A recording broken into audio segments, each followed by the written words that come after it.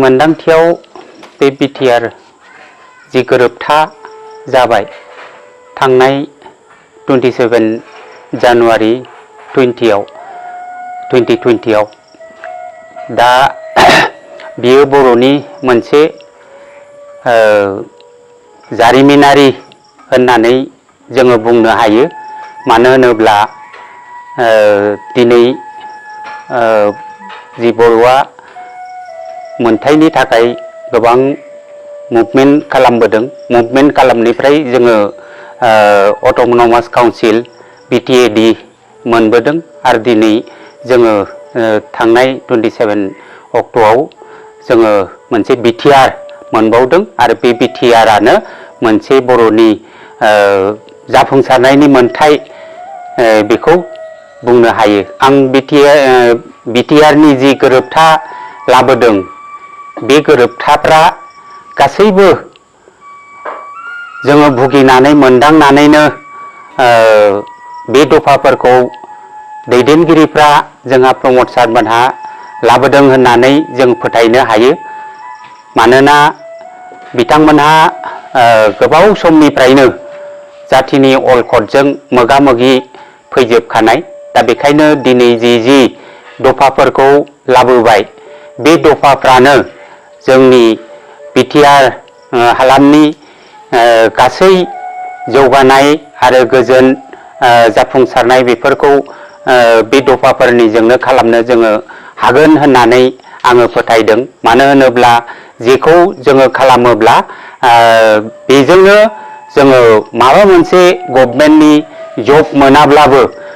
जोङो साफ्रोमबो साफा जोङो रोंगौथि गुन गोनां जानानै जोङो गावनि सेल्फ आथिङाव गाबथानो हानाय बेफोर मोजां राहाफ्रा बेजोंनो जाफुंसारजोबगोन होननानै आंनि मानिफ्राय फोथायनाय दङ। जि जोंहा 10 एमएलए आरो जोंहा सासे संसद दङमोन। दा बिसोरो जेरैबायदि जोंखौ बा बिटिआरनि सुक्तियाव मदद होनांगौमोन नैबेफोरखौ दा नुनो मोनाखै। बियो नंगौ बिसोर हेफाजाब होनायमोनब्ला नंगौ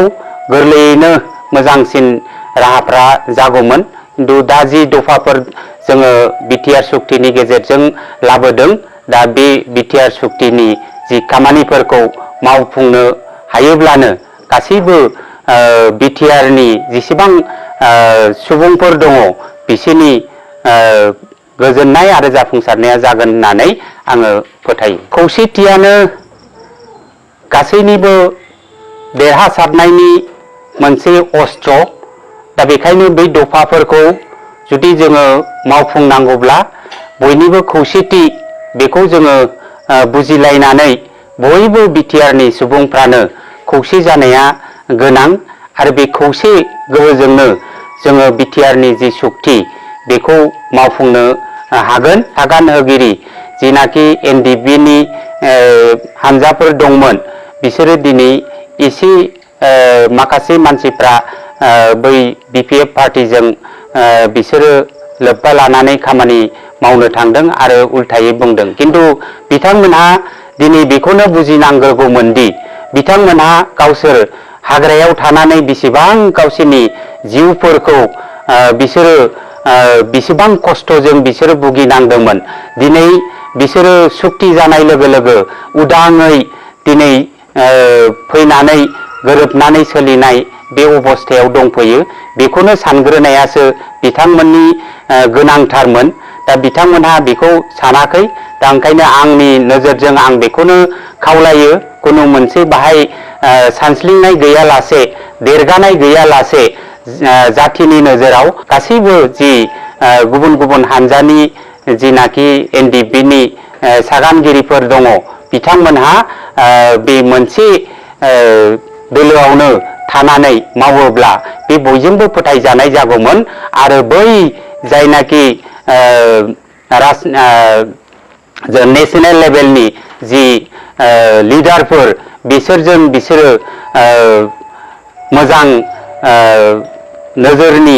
नोजोर बिसोरो मोनगौमोन दाबो सम दङ जिहेतु जोंहा 19 कभिड जि कर'ना भाइरासनि थाखाय इलेक्शना जायाखै बेखिनि समावबो दिनै जोङो नुगासिनो दङ गासैबो सुबुंफ्रानो सानदों साननानै जेखौ नांगौ आरो जायखौ जोङो जि राजनीतिक हान्जाखौ देरहाहोनानै जोङो खामानि मावोब्ला बेजों गासैबो जाफुंसारनाया जायो बेखौ जोङो नुनो हायो दा ओंखायनो आंनि नोजोरनि बिबेकजों आं बेखौनो खावलायो जि जाय एनडिपि हान्जानि माखासे हान्जाया गुबुन दोलोजों गोरोबनानै दङ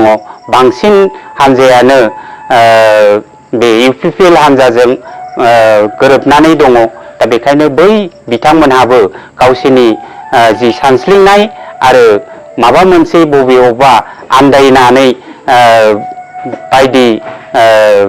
दिनै बाथ्रा बुंनो नागिरनाय बेफोरखौ खालामनांगौ गैया मानो होनोब्ला सुक्तिया ओरैनो नेशनेल लेभेलजों खालामब्रबजानाय नङा बे सुक्तिया थारैनो आरो बे सुक्तिया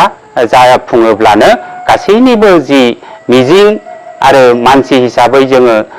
जौगालांनो हानाय नैबेफोर बिनि राहाजोंनो जागोन होननानै आंनि नोजोराव फोथायो जुदि दा जोङो गिबियावनो जोङो जाय सानसुमा खुंगुर बैसोमुतारि सिगांनि एक्स एमपि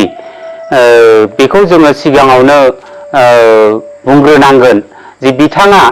बै समनिफ्रायनो जुदि बर'नि जिनाखि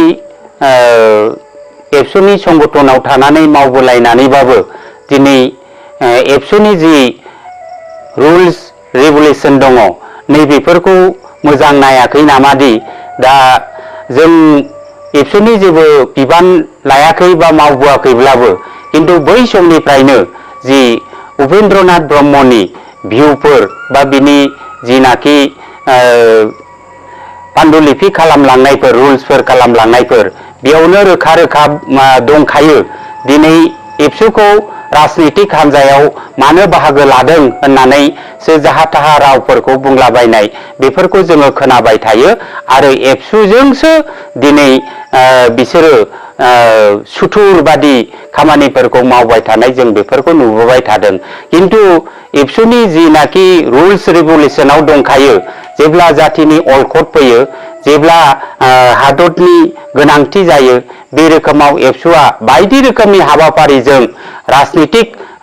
जोंनो जा बा गुबुन गुबुन राहाजोंनो जा जातिनि थाखाय आरो हादरनि थाखाय बे रोखोमनि हाबाफारिफ्रा जेसेबां बर' थागोन जेसेबां एबसु थागोन बे समसिमहालागै बे माबाफ्रा रेगुलेसनफ्रा जाबाय थागोन होननानै दं दाबो बावनो जोबदों बे नंखाया बुंगासिनो दंखायो जेराव बेयावनो जोब्बाय बे नङा बे सुक्तिया जुदि मावफुंजाजोबनाय जायोब्ला बयनिख्रुइबो बे जोंनि बिटिआर हालामा बयनिख्रुइबो साबसिन आरो जौगाखांनाय आरो गोजोनसिनै सोलिनायनि राहाफ्रा जाफुंसारगोन अब्लानो बड'लेण्डआ फैगोन बेखौबो जों मिथिनो हायो।